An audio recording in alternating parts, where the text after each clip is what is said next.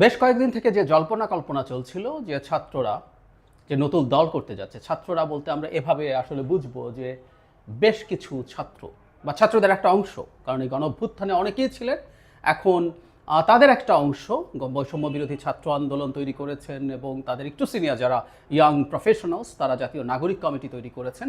তাদের উদ্যোগে যে রাজনৈতিক দল তৈরি হতে যাচ্ছে সেটার দায়িত্ব জনাব নাহিদ ইসলাম নেবেন, এই আলাপ দীর্ঘদিন থেকে ছিল এবং তার আগে তিনি সরকার থেকে পদত্যাগ করবেন এই খবরও আমরা দেখেছি। গতকাল সেই ঘটনা ঘটলো, গতকালই কথা বলতে চেয়েছিলাম, কিন্তু গতকাল সেনাপ্রধান বেশ কিছু গুরুত্বপূর্ণ ইস্যুতে অত্যন্ত আলোচনার দাবি রাখে এইরকম ইস্যু আমাদের সামনে উত্থাপন করেছেন, তাই সেটা নিয়ে কথা বলা হয়েছিল। নাহিদ ইসলাম সম্পর্কে বলা হয়নি। তিনি সরকার থেকে পদত্যাগ করেছেন, সমালোচনা করা যেতে পারে, হ্যাঁ সমালোচনা আছে। সেটা হলো একটা মানুষ এতদিন সরকারে ছিলেন যিনি আদতে এই দলটায় যোগ দেবেন বলেই জানা যাচ্ছিল, কিন্তু তার আগ পর্যন্ত তিনি সরকারে ছিলেন, সেটাই সরকারের নিরপেক্ষতা নিয়ে প্রশ্ন তুলতে পারে। বা এখনও যে দুজন রয়ে গেছেন সেই দুজনও আসলে কোনো দিন এখানে এসে জয়েন করতে পারেন, তার আগ পর্যন্ত সরকারে থাকবেন, সরকারে থেকে কিছু করবেন না। ফর্মালি বলছি, তাত্ত্বিকভাবে ইনফর্মালি তারা যে কোনো কিছু করতে পারেন, তারপর কোনো একদিন ফর্মালি করার সময় রিজাইন করবেন। এই মডেলটা ঠিক কিনা তারা বিবেচনা করবেন বলে আমি আশা রাখি। কিন্তু যে কথাটা বলছিলাম, একটা অদ্ভুত অবিশ্বাস্য জিনিস আমি খেয়াল করলাম, সেটা হচ্ছে নাহিদ ইসলাম রিজাইন করেছেন মন্ত্রিত্ব ছেড়ে দিয়ে। এটা মন্ত্রিত্বই আমরা বলবো, মন্ত্রিত্ব ছেড়ে দিয়ে তিনি রাজনীতি করতে মাঠে নেমেছেন। বাংলাদেশের ইতিহাসে খুব অল্প কিছু উদাহরণ আছে, হাতে গোনা নেই প্রায়, যে যিনি রাজনীতি করতে চান মন্ত্রিত্বের এই ক্ষমতা বা সেটা ধরে আঁকড়ে বসে থাকা যতদিন সম্ভব সেটার বাইরে। একটা চমৎকার উদাহরণ। এবং যেটা অবিশ্বাস্য ব্যাপার সেটা হচ্ছে আমরা বৈষম্য বিরোধী ছাত্র আন্দোলন নাগরিক কমিটিকে বিভিন্ন রকম দৃষ্টিতে দেখার মানুষ আছে, ক্রিটিক করার মানুষ আছে, অনেকে খুব টাফ ক্রিটিক করেন, কিন্তু নাহিদ ইসলামের শুভাকাঙ্ক্ষী আমি চারদিকে দেখছি। আমি অনেকের ফেসবুক স্ট্যাটাস দিয়ে তাকে অভিনন্দন জানানো, তাকে স্বাগত জানানো দেখছি। আমার খুব ভালো লেগেছে।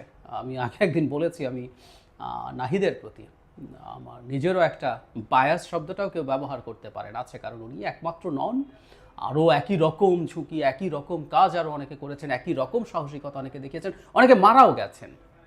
কিন্তু ওই সময় যেটা হয় না, আর সময় কাউকে এক ধরনের একটা আইকনে পরিণত করে। আমি পোস্টার বয় শব্দটা ব্যবহার করি, আমাদের এই মুভমেন্টের পোস্টার বয়ে পরিণত হয়েছিলেন। তার নিগৃহীত হওয়া, অত্যাচারিত হওয়া এবং সেই অত্যাচারের ছবি আমাদের সামনে আসা, পরবর্তীতে আবার সাহস করে দাঁড়ানো। আমাদের অনেক মানুষকে নাহিদ ইসলাম আসলে সাহস জুগিয়েছেন। আমাদের বহু মানুষ তারা তার জায়গা থেকে যারা রাস্তায় নেমেছেন, যারা কথা বলেছেন, অনেকেই নাহিদকে সেভাবে ভেবেছেন যখন তাদের কোনো না কোনো ফর্মে ভীতি তৈরি হচ্ছিল, টেনশন তৈরি হচ্ছিল, স্ট্রেস তৈরি হচ্ছিল। নাহিদ তখন আইকন হিসাবে সামনে আসছিলেন, এটা সত্য। সেই কারণে নাহিদের প্রতি সবার একটা অসাধারণ ভালোবাসা আছে। এই ভালোবাসাটা ওই মুভমেন্টের প্রতি ভালোবাসা, শুধু সেটা না, তার ওভারঅল তিনি যেভাবে কাজ করেছেন যখন উপদেষ্টা হয়েছেন, তার সাফল্য ব্যর্থতার হিসাব আমি করতে যাচ্ছি না, কিন্তু তার মধ্যে পরিণীতিবোধ, তার মধ্যে চিন্তা, ধীশক্তি, এগুলো মানুষকে মুগ্ধ করেছে। অন্তত খুব আজে বাজে ফালতু কথা উনি খুব রেয়ারলি বলেননি।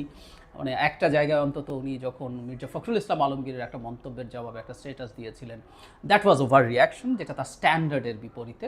তারপরও মোটা দাগে এই বয়সে তিনি অত্যন্ত ম্যাচিওর্ড আচরণ করতে পেরেছেন। সুতরাং একদম সঠিক মানুষটাকে এই দলের প্রধান পদে আনা হয়েছে বলে আমি মনে করি। প্রধান বা দ্বিতীয় প্রধান যে কোনো পদেই তিনি যেতে পারতেন। সো ওই আইকনকে সামনে রাখা চমৎকার ব্যাপার হয়েছে। যে কথা বলছিলাম, আমি আশা করি এই দল সম্পর্কে আমি আসলে খুব বেশি আশাবাদী নই। আমি কেন আশাবাদী নই সেটা নিয়ে আমি বিস্তারিত আমার টেক দেব, কিন্তু আমি এই দলের সাফল্য চাই। আমি জনাব নাহিদ ইসলামের সাফল্য চাই। জনাব নাহিদ ইসলামের সাফল্য মানে হচ্ছে এই দলটা সফল হওয়া। বাংলাদেশে এরকম একটা দল খুবই জরুরি। এবং জনাব নাহিদ ইসলাম মানুষের যে ভালোবাসা পেয়েছেন, সেই ভালোবাসা তিনি দল করতে এসে ওই মাঠে এসেও ধরে রাখতে পারবেন, এটা আমি চাই। কিন্তু তার সতর্ক থাকা দরকার। কেউ কেউ বলেন যারা শেখ হাসিনাকে হটিয়েছে, সেই ক্ষেত্রে সামনের সারিতে ছিল, ঝুঁকি নিয়েছে, তারা একটা দল তৈরি করতে পারবে না। উত্তর হচ্ছে ওই সাফল্য এখানেও সফল হওয়ার গ্যারান্টি না। দুটো একেবারেই ভিন্ন দুটো কাজ।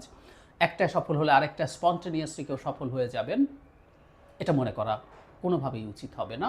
তারপরও আমরা আশা করি, আমরা বিশ্বাস করি তিনি এটা পেরে উঠবেন। রাজনীতিতে তার আগের অভিজ্ঞতা আছে এক ধরনের। তিনি ছাত্র অধিকার পরিষদে ছিলেন, পরে ছাত্র শক্তিতে ছিলেন। এখন আরও বড় পার্সপেক্টিভে বড় একটা রাজনৈতিক দল যেটা দেশব্যাপী তৈরি হবে এবং একটা বিরাট এক্সপেকটেশন নিয়ে তারা মাঠে নামছেন। অনেক চ্যালেঞ্জ আছে। আমি আশা করি জনাব নাহিদ ইসলাম সব চ্যালেঞ্জ কাটিয়ে উঠবেন, উতরে উঠবেন। তার যত সমস্যা সংকট আছে সেগুলো উতরে উঠবেন। তিনি মানুষের এক্সপেকটেশন ফুলফিল করবেন। আর এটুকু বলে রাখা ভালো, অনেক সফল তিনি যদি নাও হন, এই দলটা সাফল্য নিয়ে আমার ঘোর সন্দেহ আছে। সেটা যদি নাও হয়ে থাকে, তিনি যা করেছেন, তিনি তার অত্যন্ত কম বয়সে যা করেছেন, বাংলাদেশের ইতিহাসে স্বর্ণাক্ষরে তার নাম লেখা হয়ে গেছে, হয়ে যাবে। এটুকু আমরা নিশ্চিত থাকতে পারি। নাহিদ ইসলামের প্রতি শুভকামনা তার ভবিষ্যৎ রাজনৈতিক, ব্যক্তিগত এবং সব ক্ষেত্রে।